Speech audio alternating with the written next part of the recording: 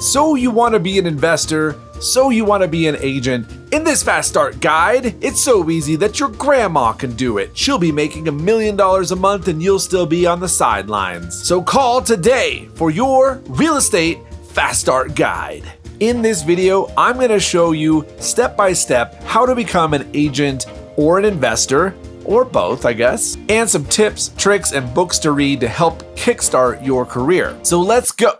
Wait, let me let 300 of my closest friends from BPCon help me out. Let's go! Let's go.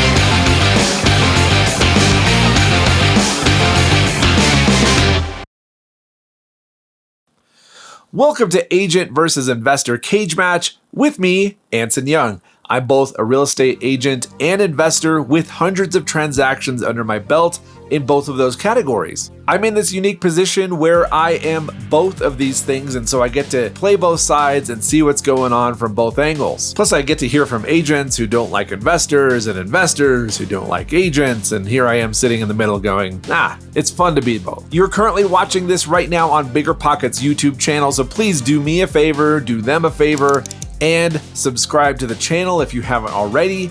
Like the video, leave a comment right below my fingers here somewhere. Leave a comment, let me know what you think.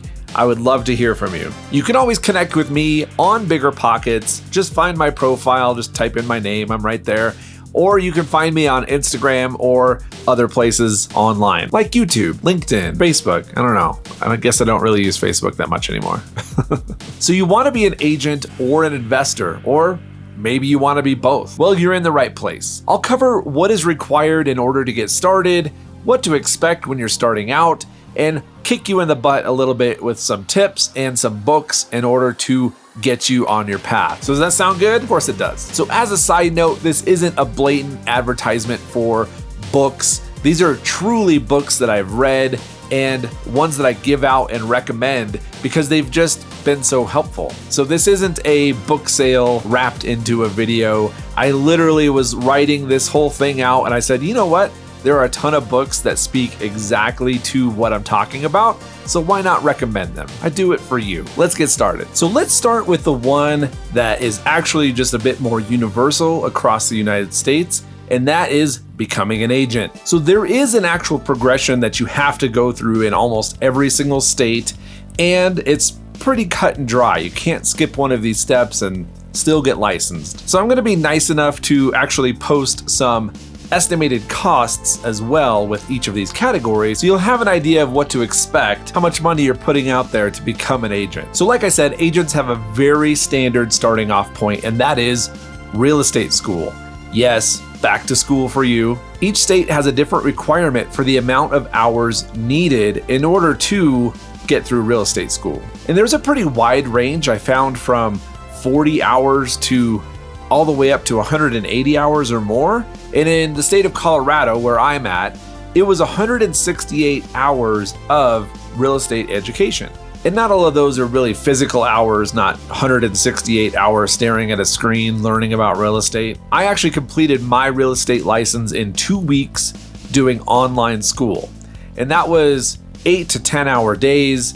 I treated it like a full-time job and I pounded it out in 2 weeks. Whereas the real estate schools here will tell you somewhere between 3 to 6 months is actually the average amount of time it takes to complete real estate school. I just wanted it to be over with, so I just got through it. Now, when I got my license in Arizona, they did not have online school, so I had to fly down there and I went through a 9-day boot camp in order to meet those hours requirement. The classes and subject matter aren't really that difficult. It's just full of a lot of terms and things that you're not used to, like meets and bounds and fiduciary duty and all of these things that you learn about, some of which you use and some of which you don't. But as long as you're paying attention, you should be able to get through it just fine. And here's a hint that nobody told me, at least when I was going through real estate school. You have to take an exit test in order to take the actual licensing test. So you get a certificate when you get out of school, and you take that and you're able to take your licensing test. It shows, hey, I completed the whole schooling. But they make that exit test actually harder than the licensing test. And the reason they do that is so that they can guarantee, hey, we have a 95% pass rate, come to our school because that's how good we are. Well, they just make that exit test so hard that you study, and then once you pass that, the actual licensing tests aren't that hard. It took me so many times to get through that exit test. It was obnoxious. So you can't even take the licensing test until you've done your school hours and until you've taken the exit test to get out of school. The next step would be the actual licensing tests. And this is a national test and a state test. Each one is about 60 to 90 minutes. You go into a testing center and you actually pay money to take these tests. So if you fail and you have to retake the tests, well, you're out that 50 to $100 per test. But don't worry, if you pass one and you fail the other, you only have to retake the one that you failed in order to pass it.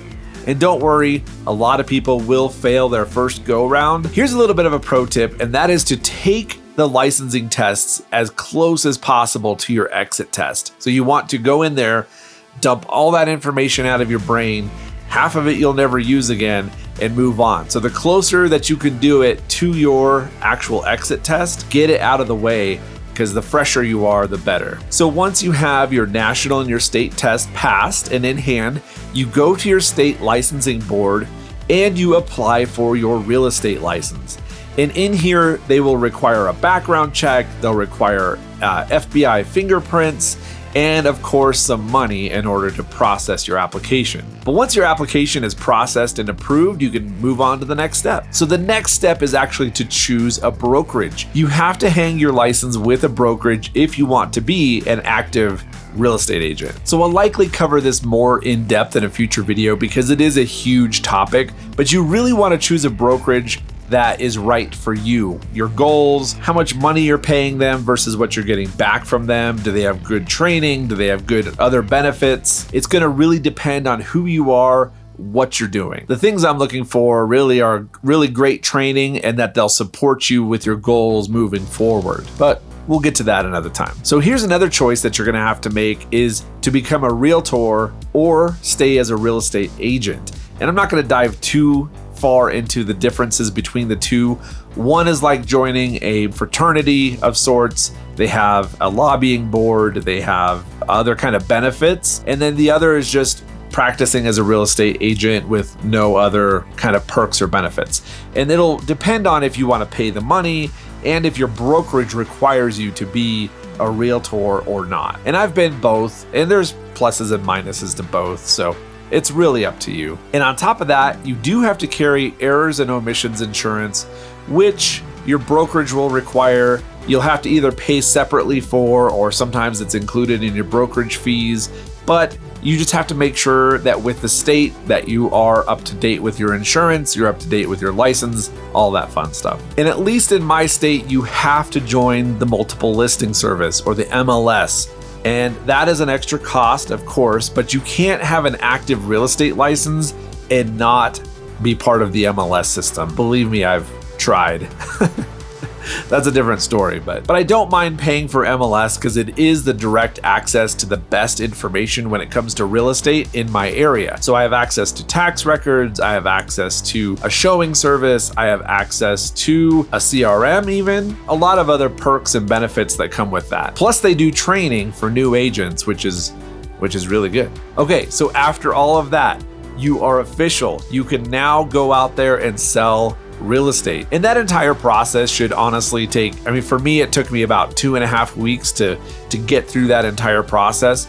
And for other people, it takes them a year to get through school, testing, licensing, all of that stuff. So let's just say anywhere from 2.5 weeks to 52 weeks. But your success from this point on is entirely up to you. And so what I'm going to do is I'm going to share a couple of books that should help kickstart your journey down the real estate agent path. The first one is Sold by David Green, and I actually gave away my copy, otherwise I'd be holding it right here. I gave it away. It's a great book from an actual investor and agent who's built out a team and done the whole thing. The next one is basically a classic. It's The Millionaire Real Estate Agent by Gary Keller. And of course, he is the founder of Keller Williams, but you don't have to be an agent with his brokerage to get good information from this book. Another one that I like that I wasn't going to include in the video, but I found on my shelf and I just remember how awesome it is. And I do actually refer to it quite often. It's Exactly What to Say for Real Estate Agents. And the authors are listed right here. But it is just a great kind of short book on things to say as an agent and how to overcome objections and stuff like that. And a good mindset book is Miracle Morning for Real Estate Agents, which I also gave away. But the author is Hal Elrod, who I actually got to meet at BiggerPockets convention. And I tried to tell him a joke so that he would remember me, but who knows if he will. But it does focus on mindset and kind of the things that you should be focused on and doing every day as a real estate agent. And there's probably about 20 other books that I could recommend that would be really good as well, but we'll just start there. You know enough to be dangerous. Get out there and get started. And my number one tip for new agents is tell everybody that you know that you are getting your license. Every single person that you come across or meet or coworkers, family, everybody that you know should know that you're going down this journey. Keeping this a secret will do you no benefit at all. And letting other people share in your excitement is huge. You know, I'm going down this brand new journey. People close to you should be excited, and your biggest cheerleaders and sometimes your first clients are the people right in your sphere. So, how do you actually become a real estate investor? Well, you just buy a house. All right, that's the video for today. See you guys. Oh man, there's actually more to it. I have to go through all that. Okay, well, it's not that easy, unfortunately. Well, it is, but it's not for everybody. So on the agent side, it is very cut and dry, a natural progression for almost anybody who's ever got their real estate license, but the same is not to be said for investors. This side is very chaotic. It very much depends on what your goals are, how much money you have to start, the time it'll take you to get there, and pretty much everything in between. I mean, I could go on my phone, it'll take me 10 minutes to find a company that's doing a fractional ownership on a short-term rental. I could put $50 down and call myself an investor because I have fractional ownership in an investment. Or it could take me years to raise money and buy a 500-unit apartment complex. So it's really gonna just depend on your goals, your personality, the amount of time you have, all of those things. But I think on the very surface level, we could start here with finding your niche. This has to do with finding exactly what you want to do in real estate so that you can then dive into that pool and go deep. Did you know that that's called thalassophobia, like the fear of deep water? So if you don't want to go deep into water, I guess you don't have to. But I think every investor should start right here, and that's getting very clear and finding out exactly what you want to do in real estate. So learning about the different types of investing and then evaluating your goals is where you're going to start in this journey. And I think some good books that go over some different strategies and some stories and things inside of there to help get you excited about it. The first one is How to Invest in Real Estate, and that's by Josh Dorkin and Brandon Turner. Should I say Joshua Dorkin? But this is a great beginner's overview on a bunch of different types of investing, and you can help that to align your goals and align kind of your direction. The next one is another staple, The Millionaire Real Estate Investor by Gary Keller. And this goes through a lot of different types of investing as well. And so definitely try that one out. Another one that I really like is Profit Like the Pros by Ken Corsini, besides the really cool pictures of people on there. This actually goes through some of the stories and different tactics and strategies that investors are using in order to make money. So one of these stories in any of these books might catch you, might hook you into that direction of like, hey, maybe I want to do short-term rentals, or maybe I want to do house hacking, or maybe I want to do blah, blah, blah. You get the idea. So the next phase after you find your niche is actually to research and go very deep into that niche. You're going to want to learn as much as you can about these things before you start putting your hard money into these projects. Podcasts, videos, forums, articles, books. You're going to want to go pretty deep. Definitely network with people local and nationwide who are doing what you want to do and learn as much as you can from them. Also attend conferences, meetups, any way that you can get more exposure to the type of real estate that you're wanting to do. The pursuit of knowledge in your chosen niche, it kind of never ends. It just keeps going. So if you're interested in BRRRR, then pick up a BRRRR book. If you're interested in house hacking, pick up a house hacking book. You want to do long-term rentals, there's plenty of reading and podcasts and everything out there for that. If you want to learn about finding deals, you might find a book on finding deals. But there is plenty of information out there on anything that you want to do in real estate. So get started, get out there, get going. So you found your niche, you've researched it up and down and sideways. The next step is to take action, get out there and start doing it. So build that team, raise that money, put in some offers, analyze deals, go make connections, market to sellers, network, find a partner, buy a house, buy another house, buy another house, buy as many houses as you can. Knowing your niche and then researching it to death is pointless if you never take action and move forward with it. So what's my number one tip for new investors? I touched on it a little bit before, but it's actually networking. Find those investors who are doing what you want to do and do everything that you can to connect with them and learn as much as possible from them. So get in front of them both locally and nationwide and provide as much value as possible, and you will get to your goals much faster than you ever could on your own. So there you have it. In both categories, becoming a real estate agent, becoming a real estate investor, obviously two very different paths. One is very structured, and then the other one is kind of like this amoeba that you just have to figure out what your goals are and laser focus through it.